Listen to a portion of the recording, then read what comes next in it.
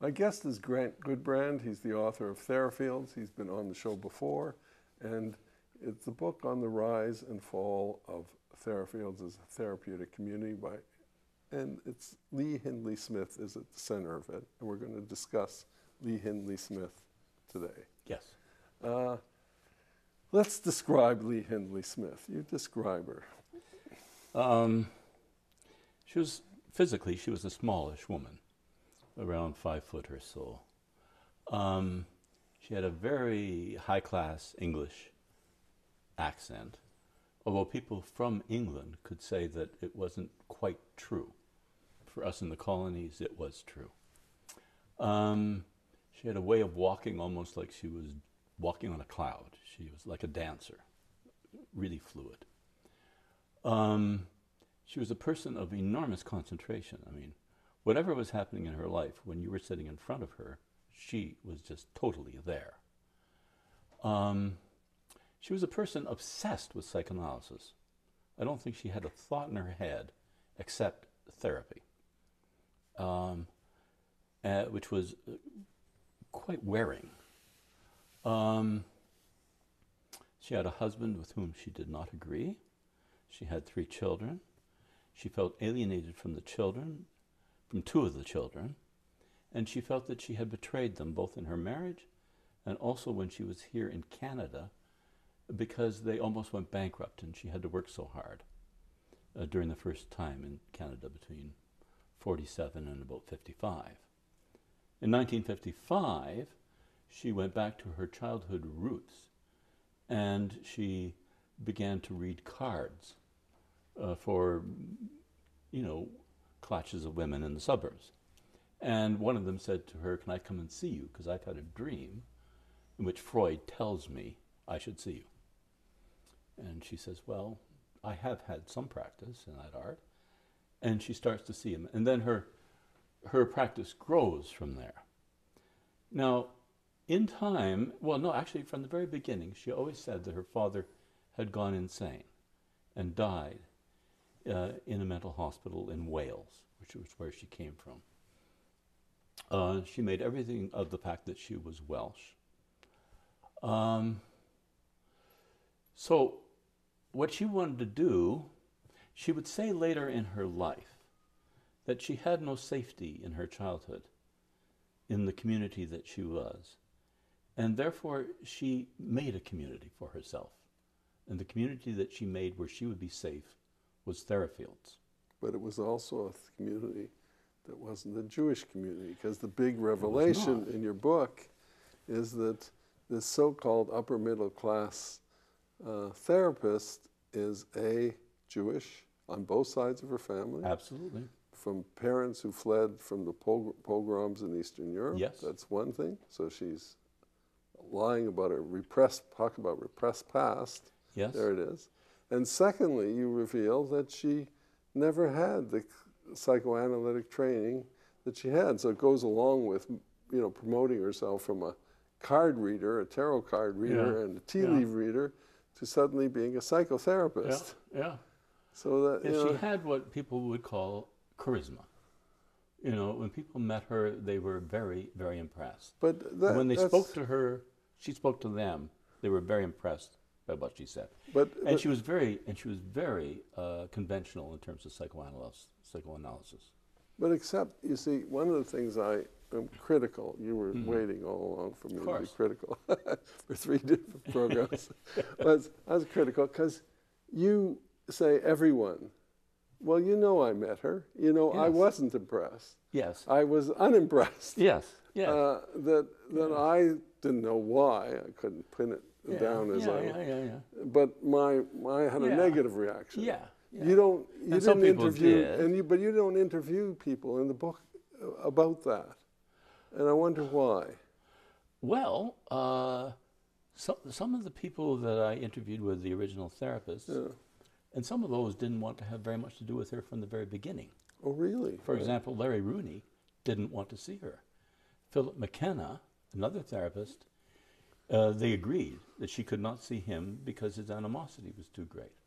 Yeah, he was a fellow graduate student, and we shared Aristotle together. Oh, right, okay. Yeah. So, you know, even in that group, I know my wife, Marion Goodbrand, when she met her, she didn't dislike her, but she just thought she was a very funny woman. And she was also somebody who was quite uncomfortable about the fact that they were Christians. And, you know, so it wasn't hurrah, hurrah, but a lot of it was hurrah, hurrah. But some people, no, of course, they're quite put off. But that isn't brought out enough in the book, I don't think. Personally, you tell later on, but not at the beginning. But there's another dimension to this I want to talk about. Okay. Because the way you interpret her is as a kind of, she is a martyr figure. Like you just described it. She had to work for her family and go so tired to support it because her husband wasn't doing his job. I'm a martyr. And I now martyr myself not only now for individual, my own family, I now martyr myself for this, creating this larger community. This is the theme that runs through it. Yeah, I think it's a good theme. And it's a constructed theme, it's a Christian theme. Well, it's also a guilt theme. Yeah, but she recreates herself as this constructed martyr figure, which is like a Jesus figure, because you sacrifice your life and you give your life and you don't take care of your diabetes and you work too hard, all for you. I'm giving it all for you, so that you too may be saved. It's got that Christian language in it. And so it's not only she's hiding herself as a Jew, she's non-believing, because she doesn't believe it, she's not a Christian, but she's constructed herself as in a Christian theme. That's how I read it. Well, I read it kind of more, I mean, you may very well be right, and I can see what you're talking about. What I read it as was her guilt and her shame, and that she didn't have a sense of her worth, really, and that she had to keep going and do these things. And even so, it still didn't give her the sense of worth, even when she finished doing that. And it's possible that both are true. Yeah, it's quite possible. I think what you said is a very, very interesting reflection. Yes, absolutely. And the other thing, I mean, you know, her oldest son and what happens, the scandal that happens with him is being revealed, taking over a school in the commune and then turning out to be a pedophile and going to jail for 4 years. That whole scandal, one of the things is the book doesn't analyze it, tells the story, but doesn't analyze how come her son and how come Therafiels does this. There's a political struggle that's talked about, how he shoves the other sides aside. But on the other hand, the community allowed it to happen, and she, as the charismatic leader, allowed it to happen. Yeah, that's what I mean. There's guilt, so much guilt around that son. She let it happen. And other people did let it happen. They felt that they needed her permission to boot him out, although most people really didn't like him.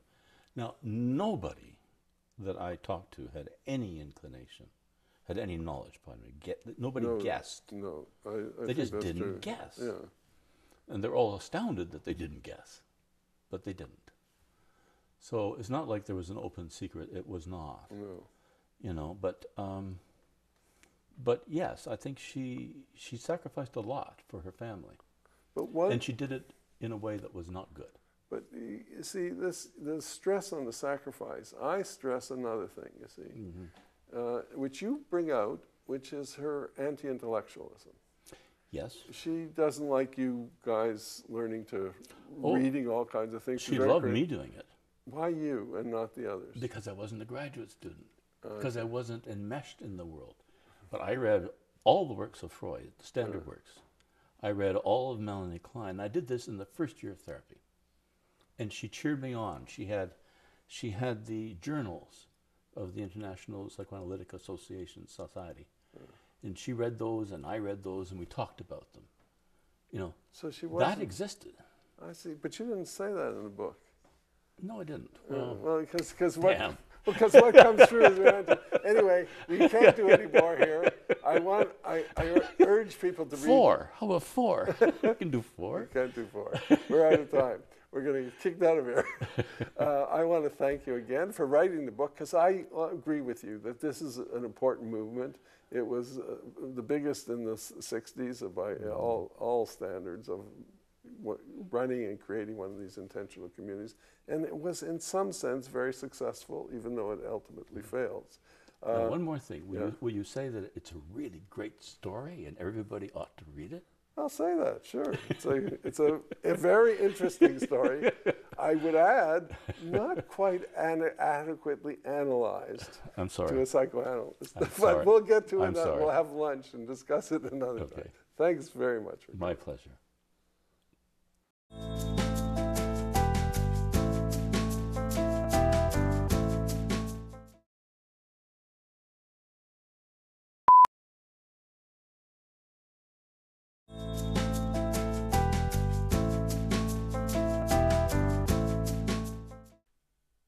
I'm biased, of course, but I thought that was a terrific show. We do try to bring you the best in informative and educational programming on Israel and the Jewish world. If you have any comments, suggestions, ideas, please drop us a line. Become a member and support our programming. Join now. I hope you'll tune in next week. I'm Howard Edelman. Good night until then.